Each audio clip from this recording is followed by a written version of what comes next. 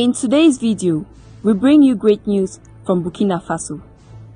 This is what happens when a great leader is determined to free his country and people from the cage of imperialism. Welcome back to Afro Pulse Media, where we bring you latest headlines and analysis from around our beloved continent, Africa. And to our subscribers, thank you for standing with the truth. Today, we take you to Burkina Faso, where a major development has unfolded, and we are here to break it down for you.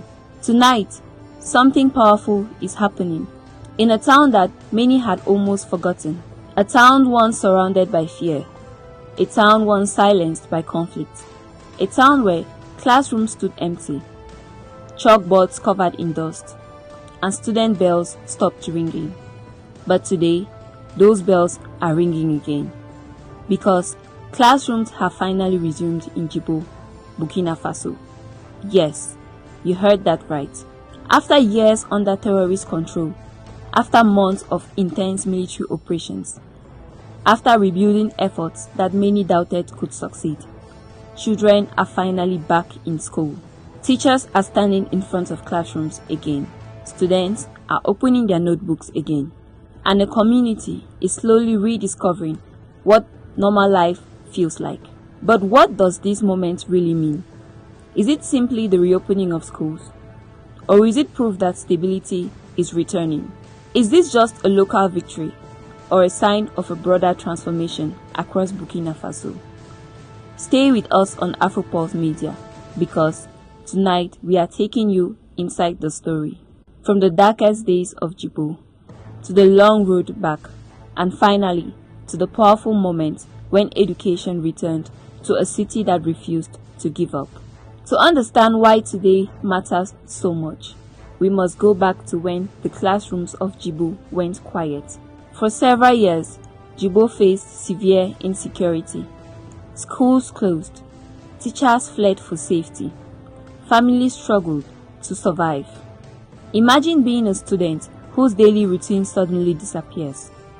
No more morning assemblies, no more laughter in schoolyards, no more lessons that shape your future, and instead, uncertainty. And here is a question for you watching right now. What would your life look like if your education stopped overnight? For many children in Jibo, that was reality. Education, something often taken for granted, became a distant dream. And when schools close, communities don't just lose learning, they lose structure, they lose stability, they lose hope for the next generation. This was the reality that Jibo faced for years. Fast forward to early 2025, the Burkina Faso army launched major operations to reclaim territories affected by insecurity, and Jibo became one of the most significant focal points. Military efforts intensified, communities watched closely, and one promise echoed across the nation: a commitment that areas would be reclaimed, security restored, and normal life would return. And eventually, Jibo was reclaimed by government forces. But reclaiming a city is only the beginning. Here is something important to reflect on. What does victory truly mean? Is it just controlling territory? Or is it rebuilding everyday life? Schools, markets, homes and community spaces. Because after the army regained control, the real challenge began. Jibo was secured. The next phase was rebuilding. Schools had to be reconstructed. Facilities had to be equipped. Teachers had to be recruited and deployed. And let's be honest, rebuilding education in a post-conflict area is never easy. You need infrastructure. You need safety. You need trust from families. Parents had to believe it was safe to send their children back to class. Teachers had to feel confident enough to return. Students had to rediscover the rhythm of learning after years of disruption. On Afro Pulse Media, we often talk about development, but this is what development looks like on the ground. Not just announcements, not just speeches, but desks being repaired, books being distributed, classrooms being reopened one by one. For months, people kept asking, where is the evidence of success? Where are the signs that stability is returning? Some doubted. Some waited cautiously. Others watched for real, tangible proof. Not just words, but visible change. And then, something remarkable happened. Classrooms resumed in Jibo. Yes, yesterday, students returned to school. Teachers took attendance again. Lessons began again. Schoolyards filled with energy again. And here's a question for you watching. Can schools truly reopen in a place where insecurity still dominates? Most people would say no. So when education resumes, it sends a powerful message that a level of stability has returned. Picture this moment. Students walking through gates for the first time in years. This wasn't just a return to lessons. It was a return to normalcy. And if you're watching this right now, think about your first day back after a long break, the mix of excitement and uncertainty, the feeling that something new is beginning.